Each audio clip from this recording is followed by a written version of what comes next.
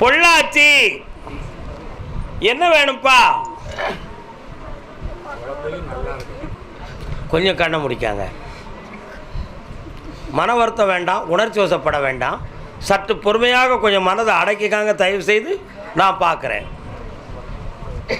ஒரு பிள்ளையினுடைய மனநிலைகள் நம்ம குடும்ப ஒழுக்கத்துக்கு மாறான ஒரு சில பழக்க வழக்கம் இருக்குது.